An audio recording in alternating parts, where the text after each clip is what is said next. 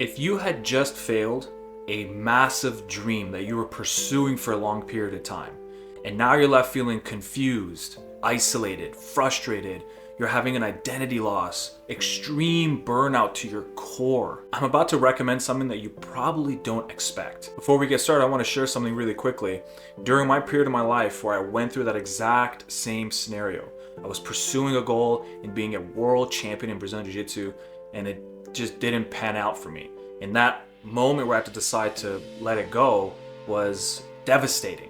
I had identity loss, my self-worth was pretty much at zero, confused, didn't know where to go, everything felt meaningless, and I was trying to find a place to confide to, like where am I gonna go to talk to somebody? I didn't feel like I can resonate with someone unless were kind of similar in the same boat. I felt very alone, which is why I created my own community on this exact topic. And now I help people in that process of their life move forward from that old story and rebuild a new purpose for their life.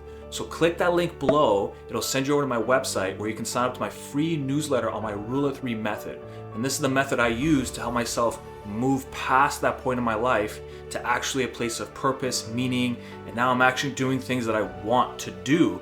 It was a long road, it was a lot of pain, but along the way, I gathered a lot of knowledge on how to actually build myself back up again, and I want to give that away for you guys for free. So click that link below and join that newsletter. This way you can be part of a community that understands what you're going through. If you've just experienced loss or failure, don't be somebody for a little while. And what do I mean by that? I work with people who are ambitious and they want to, bring more to their life. Those types of individuals, we tend to always jump to the next thing, move to the next thing without giving ourselves a moment to process what just happened. And what ends up happening is you're in this state of confusion. You're in this state of pain and you're kind of suffering a little bit. And if in that state of confusion, you just hop on to the next thing, you honestly don't even know if you're hopping into the right direction. You don't know if this direction is going to serve you better. You don't even know if it's going to put you back in the same position. And the reason why these things happen is because we're captivated by old stories.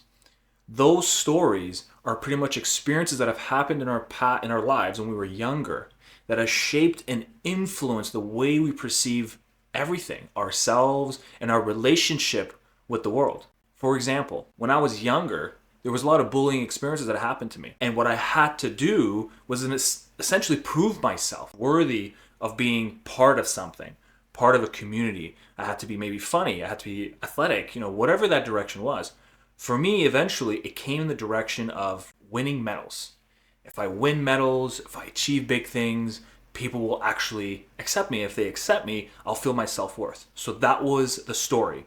And understand the stories are combinations of thoughts and emotions. You have thoughts that come up that spark the emotion, and then once you kind of get those things circulating, it starts to create a story. And as you do that day after day, week after week, year after year, starts to shape everything in terms of how you see things. Everything from the way you interpret people's reactions to you, everything from the way you decide to make decisions, it's all through that lens. And then when I say to let go of it and be a nobody for a little while, try your best to abandon for just a short period of time this need to prove something, if that is you, or this need to have to win or have to be successful all the time, or this need to have to be productive because if you're not productive, then you're useless. Whatever that story is, put it down for a little while.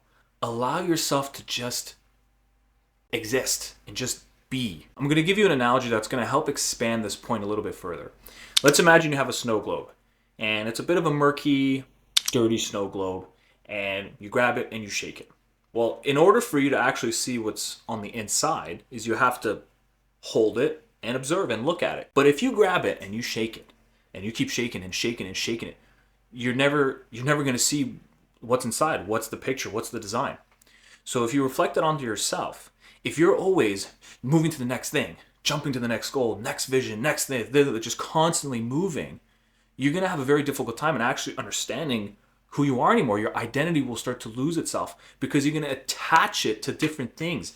I attached it to medals. I attached my identity towards performing at a high level. If things didn't work out, when for me in that direction it didn't work out, I was at a loss. Like, who am I now? And I never gave myself that moment. I was always trying to just hop into the next thing. And it just wasn't going away. The pain was getting worse. And so by giving yourself this opportunity to ease back and go back to something a little more, how you would say, your old you. Maybe that old you, when you were younger, would have just enjoyed playing outside, going for walks, maybe hanging out with your friends, sitting around. And I'm not saying absolve all responsibility. You need responsibility. That's what brings meaning to your life. But just adding responsibility for the sake of it, that's going to cause you a lot of stress and a lot of pain, and it's not going to allow you to really understand where you're supposed to go. So then if we have to put that story down for a little bit in order to actually find ourselves to then start a new story in a different direction, how do we do that? Well, what I'm going to show you right now is part of my strategies from my Rule of 3 method. And that one is called the daily sandwich. And this is a subcategory from my 361 principle. And by the way, if you want to get all this for free, and you also want to be part of a community that has been in the same boat as you, go ahead and click that link below and sign up to that free newsletter. Absolutely for free. You'll get everything sent right to your inbox. So what is the daily sandwich? So essentially what this strategy is going to do for you is it's going to create a structure and stability to your days.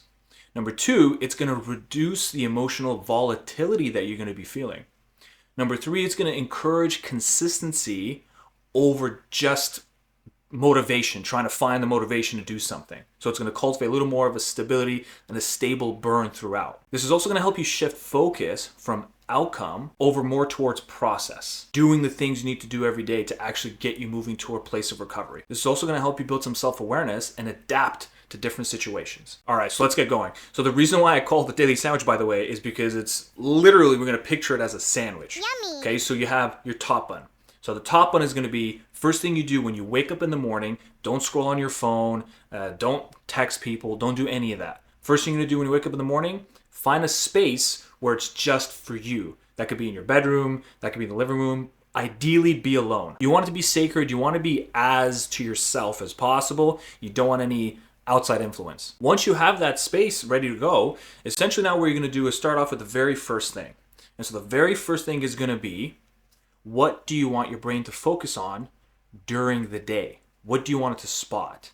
And I say that specifically because I don't want you to just make something up, because you just make it up, you're going to think it's not real. You're not going to believe it. So you have to spot it in the real world. And so the question is, what are you trying to look for? Well, if we're going to stick to the topic of the video, which is essentially letting go for a moment, having to chase dreams and always be somebody and just let yourself be a nobody for once, for just a little while, what you're going to say is, why don't I then find ways to enjoy having just a pleasant conversation? I want to be able to have a pleasant conversation today. So when I find that moment, I'm going to take advantage of it. Or if I find a moment to do a good deed for somebody, it could be anything. It could be holding the door, it could be moving grocery bags from someone's car to their house, whatever it is. It could be helping your neighbor. Ideally, you can list as many as you want, but you don't want to get too crazy about it. So generally speaking, I would say 2 to 3 things to spot during the day is going to be really like that sweet spot. Now moving to the center portion of that daily sandwich, this is where the condiments are. And so now what you're going to do is just live out your day and try your best to go by the intentions you set in that morning. So go about your day, do the things you need to do.